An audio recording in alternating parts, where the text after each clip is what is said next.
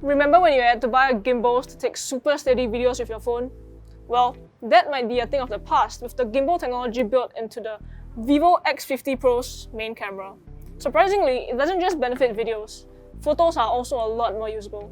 But we'll talk about that later.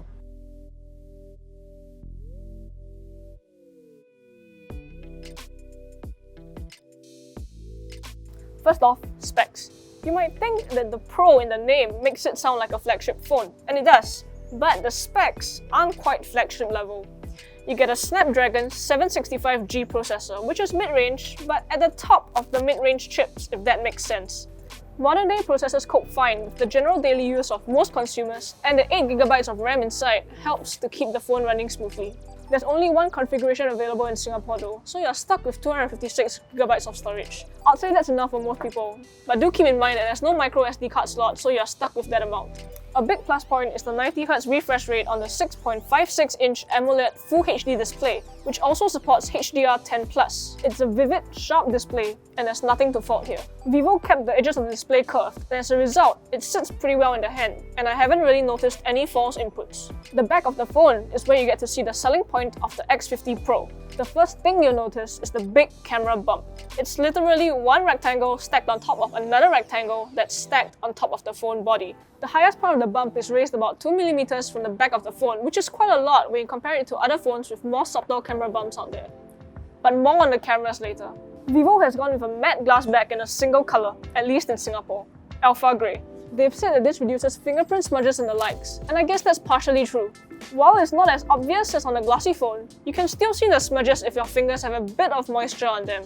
Back to the cameras. We have a 48MP main camera which also has the gimbal technology, an 8MP super wide angle that also doubles up as a macro lens, a 13MP portrait camera, and an 8MP periscope telephoto lens that supports 5x optical zoom and 60x digital zoom. On the front, you get a 32MP selfie camera. Photos taken with the main camera are generally decent, but do take note that unless you are shooting in the specific 48MP mode, you'll be getting pixel bin images at 12MP. Thanks to the gimbal stabilization, photos shot at night are actually pretty good, with quite a bit of detail preserved. Video is probably the highlight of the phone though, so let's take a look. You can shoot at up to 4K 60 frames per second or at 180p 60 frames per second. The phone handles 4K 60 FPS quite well and tracks the subject quite decently. The gimbal technology also works, but of course, an external gimbal will definitely have better results. For something that's built in though, I'm quite impressed. Now, I know iPhones have one of the best stabilization for videos, but I don't have an iPhone with me, so for this video we'll be comparing the video performance of the X50 Pro with the Google Pixel 4a and the Huawei P40 Pro Plus. We'll start off walking before going into a jog, and finally breaking into a sprint to see how all three phones handle it. Alright, results are pretty clear. The Vivo X50 Pro's footage is definitely much more stable when walking, and even when running, it's still not as jerky as the P40 Pro Plus or the Google Pixel 4a. The telephoto lens is decent as well.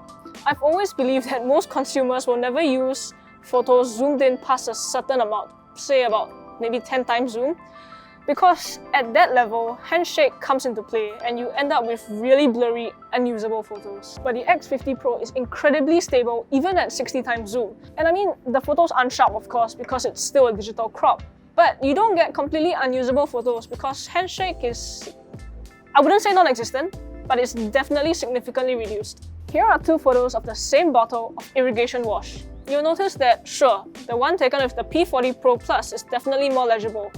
But hey, that's a phone that costs 1,898 Singapore dollars. The X50 Pro comes in at 1,099 Singapore dollars. And the X50 Pro is actually more stable when I was trying to frame the shot. But anyway, most of us will never use it at 60 times zoom, so it's just a bit of a fun fact for you guys. Portrait mode is okay. The beautifying feature is way overdone.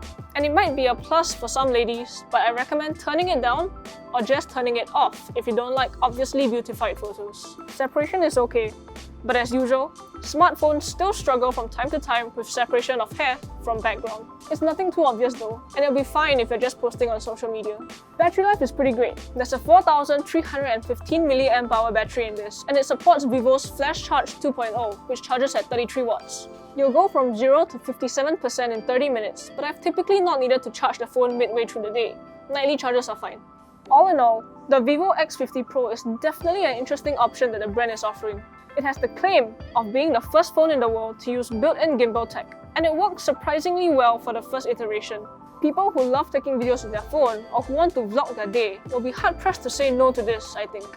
Being able to eliminate carrying an external gimbal around for casual shooting situations is definitely a big plus for people who like to travel light, and the Vivo X50 Pro provides that convenience. But anyway, those are my thoughts on this phone. If you guys have any comments or questions, leave them down below. Like this video and subscribe to us if you haven't. Follow us on Facebook and on Instagram for more content. Until the next one, see you guys.